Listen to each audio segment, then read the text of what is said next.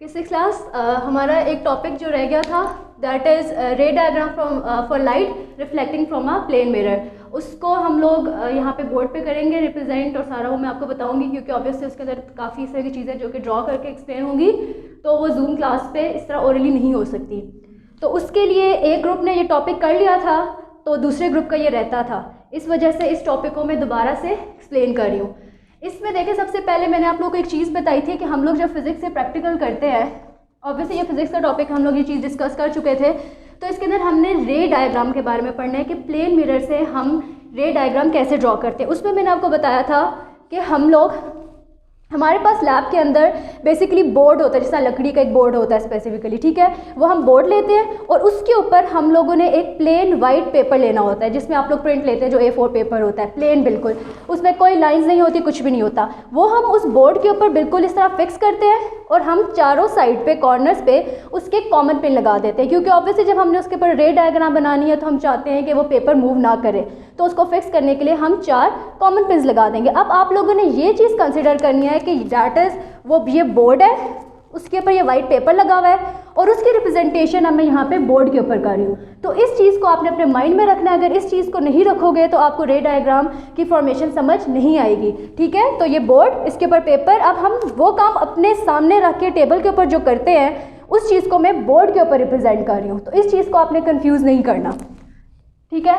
अब हमने ये कंसीडर कर लिया कि ये वो बोर्ड है, उसके ऊपर हमने पेपर रखा हुआ है और उसके ऊपर हमने पिन्स लगाएंगे। अब यहाँ पे मैं उस डायग्राम को थोड़ा बड़ा करके एक्सप्लेन करूँगी। देखिए, सबसे पहले आप लोगों ने क्या करना है कि उस पेपर के ऊपर हम एक बिल्कुल स्केल से स्ट्रेट लाइन लगाएंगे, ठीक है। मैंने स्केल के बगैर लगाई है, थोड़ी ऊपर नीचे हो सकती है, स्ट्रेट लाइन लगाएंगे।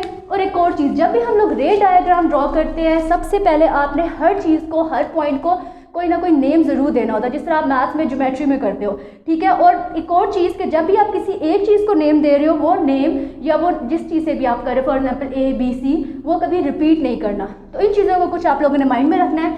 सबसे पहले हमने एक स्ट्रेट लाइन ड्रॉ की, ठीक है, उसको हमने नेम कर दिया और कैपिटल लेटर से कोशिश करो ताकि कोई बाद में कन्फ्यूजन ना हो, MR, ठीक है।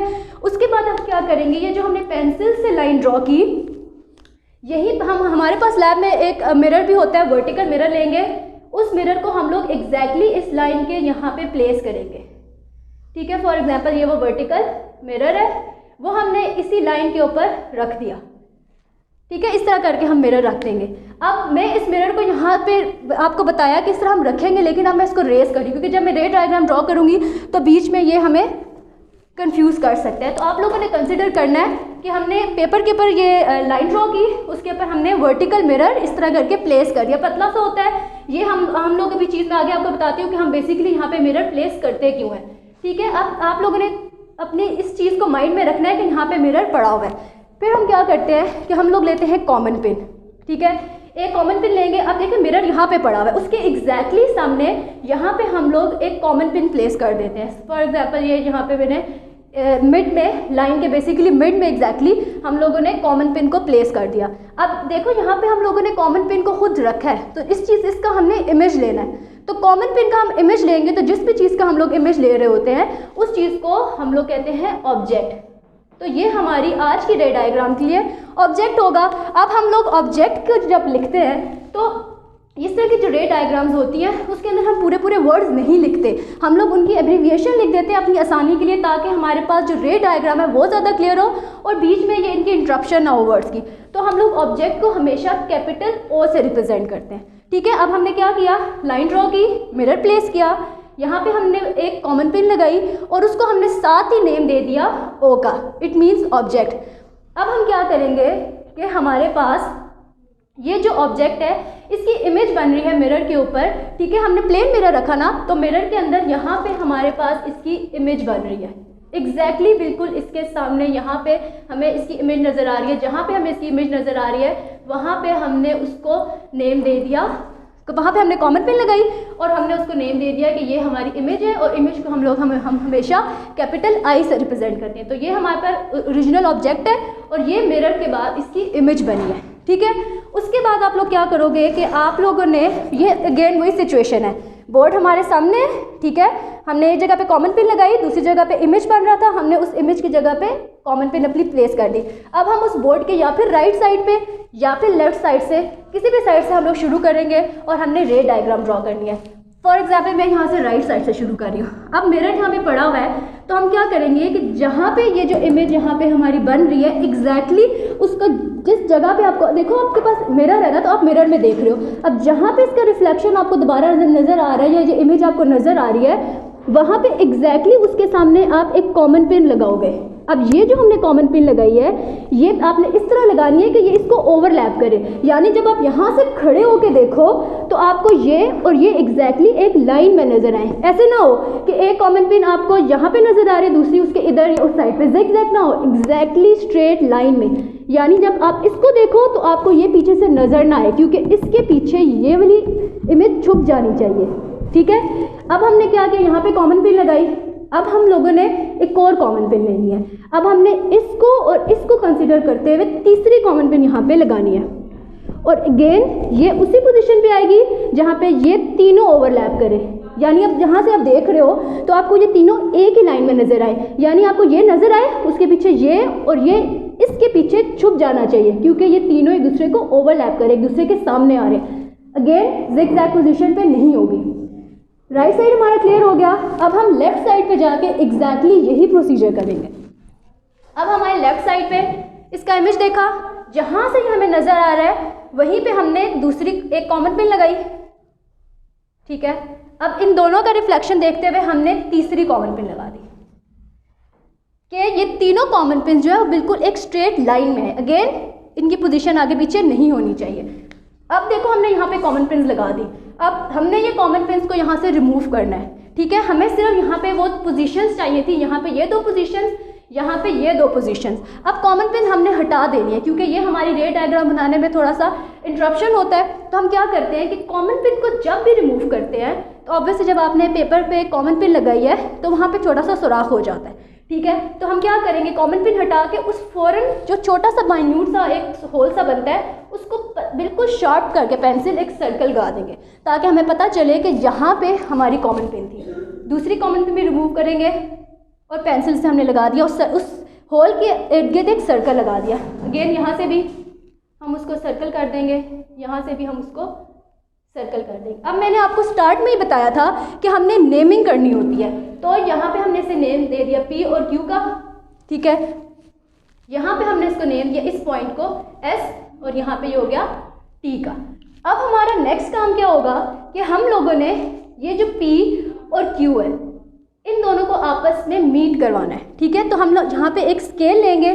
अब यहाँ पे एक और आप लोग क्या गलती करते हो, यहाँ पे देखो आप लोगों ने एक बड़ा स्केल लेना है। फॉर एग्जांपल अभी मेरे पास स्केल अवेलेबल नहीं है, मैं आपको बुक से बताती हूँ।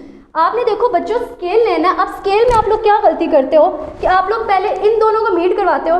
ठीक है, ऐसा करके इनको मीट करवाया, इतनी सी लाइन आप लोग ड्रॉ करते हो। उसके बाद इसको यहाँ से मीट करने के लिए आप अलहदा लाइन ले जाते हो। तो ये चीज़ गलत है, इस तरह नहीं करते हम लोग। जब भी रे डायग्राम्स बनाते हैं हमने लाइन को उसके स्टार्टिंग पॉइंट और उसके एंड पॉइंट के लिए हमेशा एक ही दफ़ा स्केल यूज़ करना है ताकि हमारे पास सीधी स्ट्रेट लाइन आए। कभी भी दो सेगमेंट में वो सेपरेट ना हो। तो आपने ऐसा स्केल लेना है जो आपके इस पॉइंट से लेके इस लाइन तक मीट करे ताकि एक ही दफ़ा स्ट्रेट लाइन बने। पेंसिल शार्प होनी चाहिए, बिल्कुल पॉइंट के मिडल से पास होना चाहिए। नहीं, ठीक है, ये देखो अब मेरी बिल्कुल स्ट्रेट लाइन आई है। आप लोगों ने भी ऐसे करना है, यहाँ से अलहदा लाइन यहाँ से सेपरेट ना हो, क्योंकि ये गलतियाँ हैं जो पहले भी स्टूडेंट करते आ रहे हैं और जिस ग्रुप को मैंने कराया था उनकी भी यही मिस्टेक थी। ठीक है, अब यहाँ से भी अगेन देखो हम लोग ऐसे स्केल रखेंगे कि एक ही दफ़ा हमारे पास सीधी लाइन आए। अब देखो यहाँ पे मैं बगैर मेजरमेंट्स के कर रही हूँ तो मिस्टेक हो सकती है, लेकिन आप लोग क्योंकि स्केल यूज़ करोगे तो आपका बिल्कुल प्रिसाइज होगी वो चीज़। समझ आ गई आपको? अब देखो हमने क्या करना है, अब इस लाइन को हमने ऑब्जेक्ट से मीट कराना है ऐसे, ये वाला पॉइंट भी ऑब्जेक्ट से मीट होगा।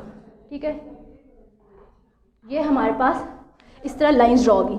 अब हमने क्या करना है कि ये हमारे पास रेज आ गई हैं जो कि इस तरह थी कि ये ऑब्जेक्ट की यहाँ से इंसिडेंट रे देखो जब ये ऑब्जेक्ट होता है उसमें से जो निकल के जाती है रे और उसको स्ट्राइक करती है, वो मैंने आपको बताया था कि that is always incident ray. तो इसकी डायरेक्शन का एरो इस तरफ है, मिरर से टकराने के बाद वो रिफ्लेक्ट हो रही है, तो दैट इज रिफ्लेक्टेड रे। तो इसका एरो इस डायरेक्शन में, अगेन ऑब्जेक्ट से मिरर की तरफ जा रही है, इंसिडेंट रे, रिफ्लेक्ट होने के बाद रिफ्लेक्टेड रे। ठीक है, ये हमारे पास आ गई लाइन। अब हमने क्या करना है कि हमने एक बिल्कुल सीधा परपेंडिकुलर ड्रॉ करना है जो कि जाएगा ऑब्जेक्ट से इमेज की तरफ। ठीक है, ये एक हमने लाइन ड्रॉ की जो कि जा रहा है सीधा ऑब्जेक्ट से इमेज की तरफ, और हमने इसको भी इस पॉइंट पे जहाँ पे वो M और P को मीट कर रही है लाइन, वहाँ पे हमने उसको नेम दे दिया N। अब आप देख रहे होगे मैंने कहीं पे कोई भी अल्फ़ाबेट रिपीट नहीं किया। ठीक है, तो हर एक को कैपिटल नेमिंग देनी पड़ती है और साथ में उसको रिपीट नहीं होना चाहिए, ये भी आपने ध्यान रखना है। अब देखो हमने रे डायग्राम बना ली। अब हमने ये फाइंड आउट करना है कि हमने जो रे डायग्राम बनाई है क्या वो रे डायग्राम ठीक बनी है। ठीक है, अब उसको चेक करने के लिए हमारे पास वही बात है कि हम लोग देखेंगे कि क्या लॉ ऑफ रिफ्लेक्शन जो हमने पढ़ा था वो चीज़ फॉलो हो रही है कि नहीं हो रही। ठीक है, उसके अंदर देखो हमने पहला पॉइंट जो हमने देखना है, जैसे आप मैथ के क्वेश्चन करते हो ना, बाद में आप चेक करते हो कि वेदर आपका क्वेश्चन ठीक है कि नहीं, तो रे डायग्राम के अंदर जब आप बनाओगे तो मैं कैसे चेक करूँगी कि आपने जो रे डायग्राम बनाई है वो बिल्कुल ठीक बनाई है या इसी तरह बस लाइन्स लगा दी हैं। तो इसमें हमारे पास हम लोग जो चीज़ चेक करते हैं या आप खुद भी ये चीज़ चेक करोगे, पहली चीज़ जो होती है कि डिस्टेंस। ठीक है, ऑब्जेक्ट का n से डिस्टेंस, इमेज का n से डिस्टेंस, यानी ON is always equal to NI। The distance between object और ये जो एक लाइन हमने ड्रॉ की थी वो हमेशा इक्वल होना चाहिए डिस्टेंस ऑफ द इमेज और इस परपेंडिकुलर लाइन के। तो जब आप स्केल से मेजर करोगे, फॉर एग्जांपल ये हमारे पास आ रही है 2 मीटर्स की लाइन या 10 सेंटीमीटर्स की लाइन, फॉर एग्जांपल 2 मीटर बहुत बड़ा हो जाता है, तो ये भी हमारे पास 10 सेंटीमीटर होना चाहिए। ठीक है, अगर ये फॉर एग्जांपल 9 आ रहा है या 8 आ रहा है तो ऑब्वियसली कहीं ना कहीं आपने मिस्टेक ज़रूर की है, ये हमेशा सेम होगा। दूसरी चीज़ हमने क्या करना है कि हमने पढ़ा था लॉ ऑफ रिफ्लेक्शन में कि angle of incidence should always be equal to angle of reflection. अब हम वो कहाँ से देखेंगे angle of incidence, angle of reflection? ये चीज़ें मैंने आपको बताई थी कि एंगल ऑफ इंसिडेंस और एंगल ऑफ रिफ्लेक्शन हमेशा इंसिडेंट रे रिफ्लेक्टेड रे के दरमियान में बिल्कुल मिडल में अगर हम एक परपेंडिकुलर लाइन ड्रॉ करें जिसको हम बोलते हैं नॉर्मल, ये भी इंसिडेंट रे रिफ्लेक्टेड रे, बिल्कुल मिडल में एक लाइन ड्रॉ करेंगे डेट इज नॉर्मल। ठीक है, ये इंसिडेंट रे है, ये नॉर्मल है, इसके बीच में जो हमेशा एंगल होगा that is incident angle. Reflected ray और नॉर्मल के बीच में जो एंगल होगा that is always angle of reflection. Again incident ray and normal, this angle is angle of incident, normal reflected ray के बीच में एंगल ऑफ रिफ्लेक्शन। तो अब यहाँ से हम देखेंगे कि आपकी जो रे है वो डायग्राम ठीक है कि नहीं। उसके लिए मैंने आपको क्या बताया कि लॉ ऑफ रिफ्लेक्शन का सेकंड लॉ था angle of incidence should always be equal to angle of reflection. तो यहाँ से जब हम एंगल मेजर करेंगे, ठीक है, डी से सिंपली हम लोग मेजर कर लेंगे, जब angle of incidence angle of reflection के बिल्कुल एग्जैक्टली इक्वल होगा। फॉर एग्जाम्पल ये अगर हमारे पास 10 डिग्री का एंगल है, ठीक है, तो ये इसकी वैल्यू भी 10 है, ये भी 10 है, तो इसकी भी 10, तो इसका मतलब है दोनों वैल्यूज अगर एग्जैक्टली सेम है तो हमारे पास दोनों एंगल सेम है, तो आपने जो रे डायग्राम बनाई है ये बिल्कुल ठीक बनाई है और इसमें लॉ ऑफ रिफ्लेक्शन भी फॉलो हो रहे हैं। तो इस तरह से ये हमारी एक क्या कहते हैं डायग्राम रिप्रेजेंटेशन है कि रे डायग्राम कैसे बनती है from a plane mirror of reflecting light. ठीक है, रिफ्लेक्शन होनी चाहिए तो रे डायग्राम ऐसे बनेगी। तो ये हमारा आज का टॉपिक था और इसमें हम लोग फर्दर देख लेंगे अगर कोई कन्फ्यूजन हो या क्वेश्चन हुआ।